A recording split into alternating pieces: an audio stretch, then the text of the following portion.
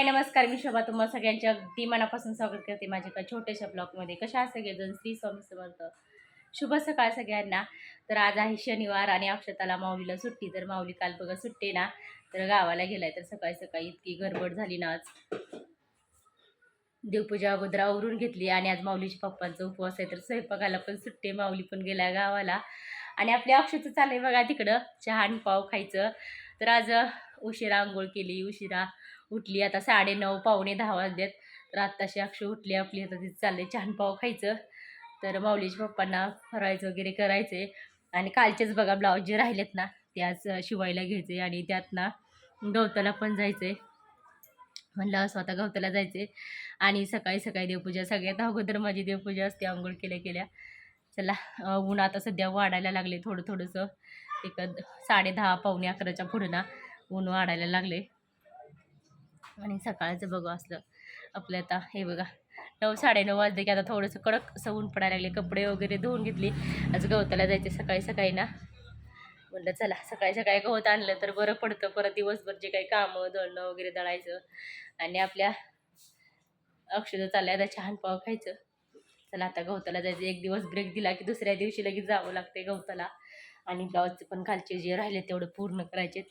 कालचा एक अर्धा ब्लाऊज राहिला आहे ते आज मला संध्याकाळी देणं भागच आहे, देणं गरजेचंच आहे. आज संध्याकाळी द्यायचं होतं. 2-3 ब्लाऊज द्यायचे आज संध्याकाळी आणि परत राहिलेले जसं होईल तसं द्यायच्यात.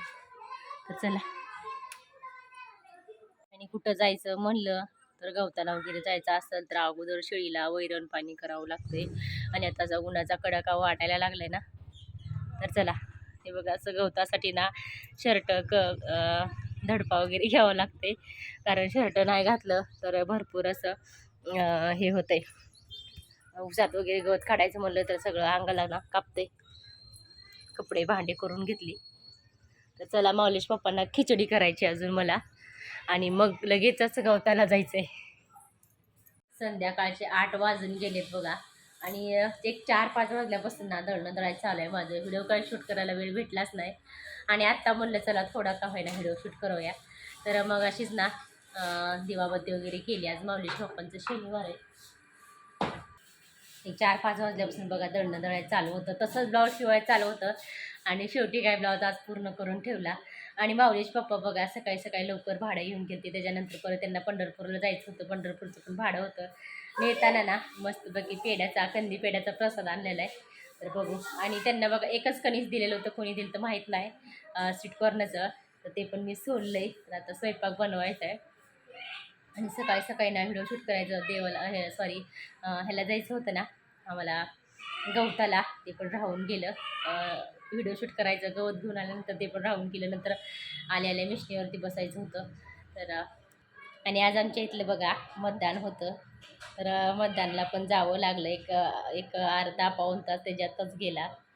तर हे बघा सगळ्यांना मतदान होतं आमच्या इथलं. आणि हे ब्लाऊज मी काल शिवलेला. तर चला आता मला स्वयंपाक बनवायचा आहे. इकडं मी शेंगा वगैरे सोलून ठेवल्या. दळत हे असं कामं करून घेतली. लसूण परत कोथिंबीर ते पण निवडून घेतलं. लसूण सोलून घेतलं आणि ओला जरा वाटाण्याच्या शेंगा होत्या परत त्या निवडून घेतल्या. आणि इकडं एकच कणीस दिलेलं बघा माऊलीच्या पप्पांना कोणीतरी दिलेलं. तर चला आता म्हणलं ते पण भाजून घेऊया. आणि माऊलीच्या पप्पांनी मग अशी पेढा आणलेला बघा, प्रसाद आणलेला. तर माऊलीनं मग काय लगेचच पेढा फोडला. माऊलीचा एकदम फेवरेट आहे पेढा. तर हे जे कंदी पेढे आहेत ना तर खरं सांगते खूप छान लागतात आमच्यात ना. बापू तिथं अष्टीगत आणतात आणि बापू जातात ना पंढरपूरला वारीला. तर माऊलीच्या आवडीचा आहे ना, आवडीचा पेढा आहे ना. आता 2-2 पुढं आणत असतात आहे का नाही बापू वारीला. दीदी बसली. हां दीदी अक्षराचा चाललाय अभ्यास आणि माऊलीच्या लय आवडीचं आहे.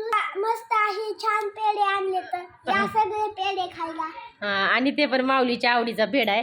आणि गेल्या वेळेस बापू बघा पंढरपूरला गेलते ना त्यावेळेस अशी माऊलीसाठी माळ आणलेली. कंदी पेढा. हां कंदी पेढा. हे कंदी पेढा खूप छान लागते. माऊलीच्या एकदम फेवरेट आहे. बापू पंढरपूरला जातात ना वारीला त्यावेळेस 2-2 पुढं आणतात माऊलीसाठी आहे ना. माऊलीच्या लय आवडीचा पेढा आहे.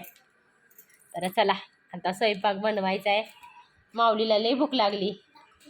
या सगळेजण पेढा खायला. हो या सगळेजण प्रसाद खायला पेढ्याचा. आज कसं झाले माहिती आहे का, बेसन घेतलं नाही तर भजी बनवायसाठी बघा आज ओटाण्याचं बेसन घेतले. पहिल्यांदा ओटाण्याचं बेसनाचं ना भजी बनवते. मला माहीत नव्हतं की ओटाण्याचं पण बेसन असते. तर खरं सांगते ओटाण्याचं पण बेसन असते आणि त्याचे पण भजी बघा अगदी चणा डाळीसारखेच होते. चणा डाळीचं जसं बेसन असते ना त्याच पद्धतीचं ओटाण्याचं पण बेसन असते. आणि भजी तर बघा खूप छान असं झालेत, एकदम कुरकुरीत आणि एकदम खुसखुशीत, खूप छान असं वास वगैरे येते बघा, जसं की डाळीचंच बेसन आहे असं. आणि मला माहीत नव्हतं की असं पण ओटाण्याचं पण बेसन असते. तर खूप छान असं डाळीचं पण असं असते, तसंच ओटाण्याचं पण असते. आणि इकडं मी आज बाजरीच्या भाकरी, परत शेवग्याची शेंग आणि मस्त गरमागरम कांदा भजे असं बनवायचं चालू आहे. आणि सोबत तोंडी लावण्यासाठी उडदाचे पापड पुंगळे असं तळलं होतं.